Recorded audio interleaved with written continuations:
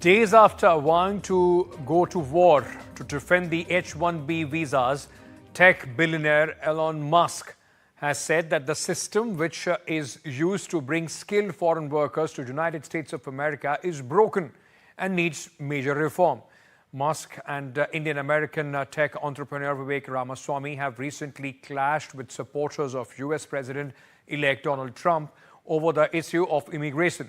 In a response to a post on X, the social media site he owns, Mr. Musk said, and I'm quoting him here, he has been very clear. The program is broken and needs major reform. Musk and Ramaswamy, who are set to be part of the incoming Trump administration, have backed H-1B visa program. Many of Donald Trump's supporters have been increasingly pushing for scrapping the H-1B visa program amid the debate over immigration.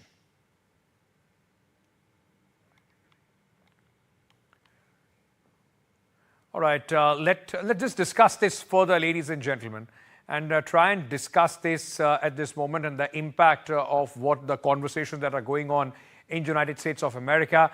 I'm being joined by Sameer Khedekar, US immigration lawyer. Thank you so much, Mr. Khedekar, for joining us at this moment. Let me first start by asking you, sir, largely it is being seen, and Donald Trump also released a statement in which he has said that H-1B is good.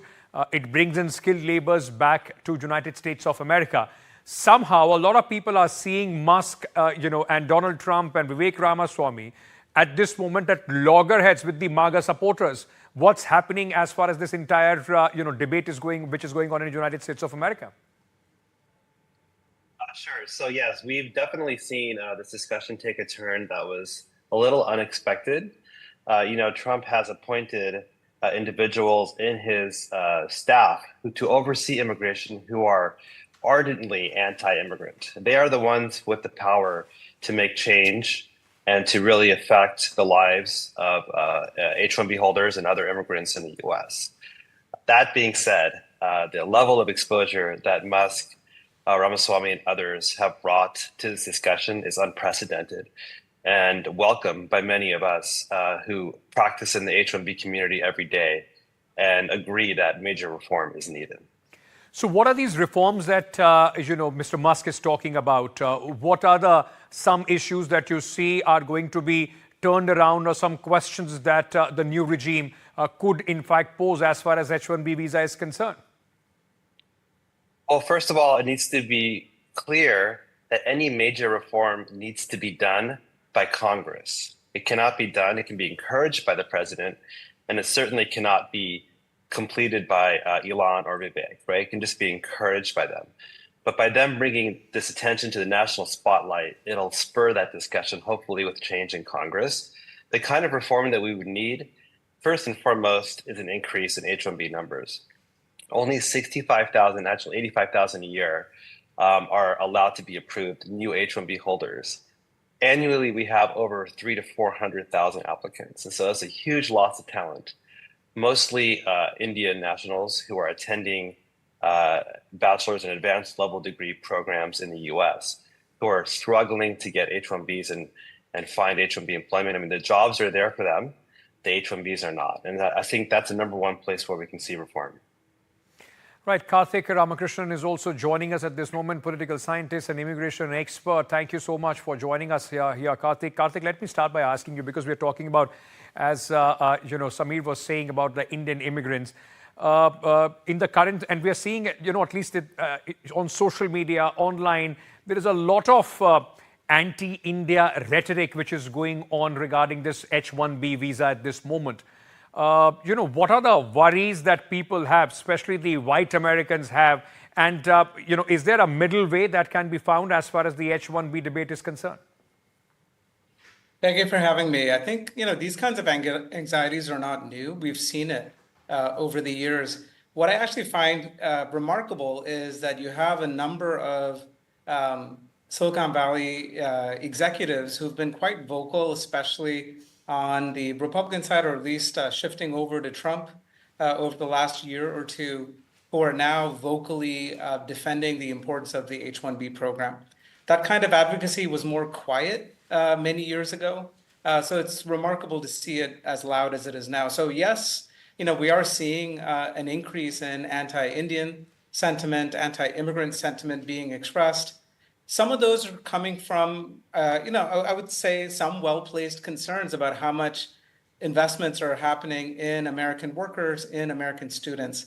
But that said, I think the debate is more complicated now, and not the least of it because you're seeing these big divisions spill out into the open in a very public way in the Republican side.